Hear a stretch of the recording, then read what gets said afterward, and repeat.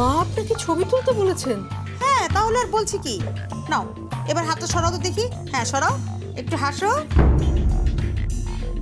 হাসো একটু। স্মাইল। কি হচ্ছে? কি হচ্ছে এখানে? কিচ্ছু না স্যার, এই যে আমাদের বাড়ির বউ, ওর একটা ছবি তুলে রাখছিলাম আর কি। কেন সে সময় বিয়েতে আপনারা দাওয়াত পাননি? সে সময় ছবি তুলে রাখতে পারেননি? আপনি বুঝতে পারছেন না স্যার, এই জেল খাটা বউ তো আর সচরাচর দেখা যায় না, তাই একটা ছবি তুলতে চাচ্ছিলাম। আপনিও চাইলে পাশে দাঁড়াতে পারেন স্যার। আসুন আসুন। Shut up.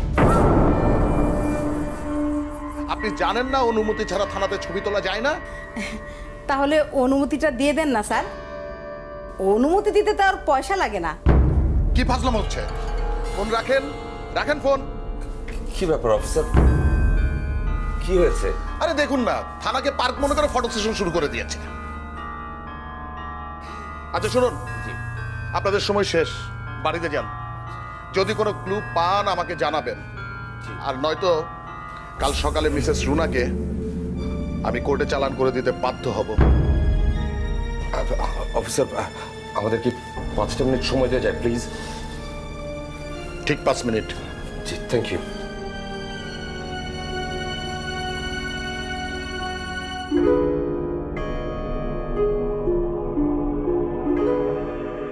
কোনো উপায় পেয়েছো সাদিক?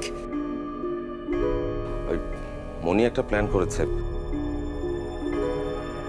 দেখি ওটা কাজে আসে কিনা। দেখেছো, আমি বলেছিলাম না মনি একটা উপায় বের করবেই।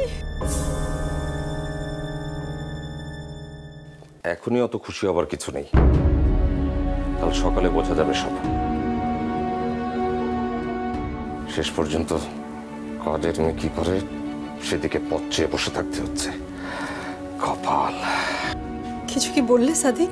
হ্যাঁ, না না, কিছু বলিনি। তোমরা তাহলে এখন বাসায় চলে যাও, সারাদিন নিশ্চয়ই খাওয়া হয়নি কিছু। আয়নকে নিয়ে যাও। না না মামুনি, আমি যাব না। যাবে না মানে? এখানে থেকে তুমি কি করবে? আয়ান, পাপা যা বলে সেটা শুনো। আচ্ছা শোনো, এখানে পুলিশের সাথে তোমার কোনো কথা বলার দরকার নেই।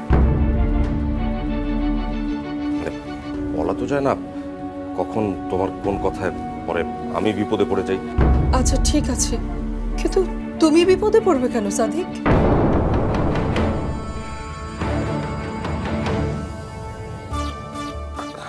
না মানে তোমার বিপদ মানেই তো আমার বিপদ, সে কারণেই বললাম। ঠিক আছে, তোমরা চলে যাও এখন। খালাম্মা, আমি কিন্তু আপনার সাথে থাকবো। না রে মনি, এখানে থেকে তুই কি করবি? জানি না, তো আপনার ছাড়া আমি কোনো হানি যাবো না।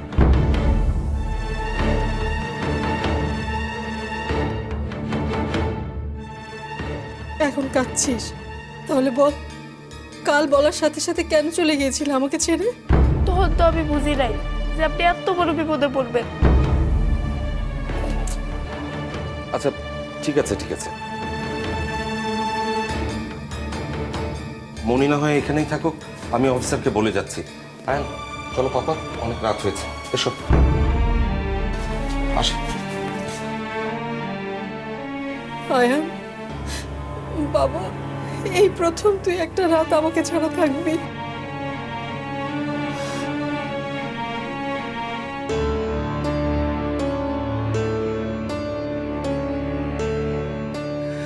শক্ত হন খালাম্মা, আমি তো আছি।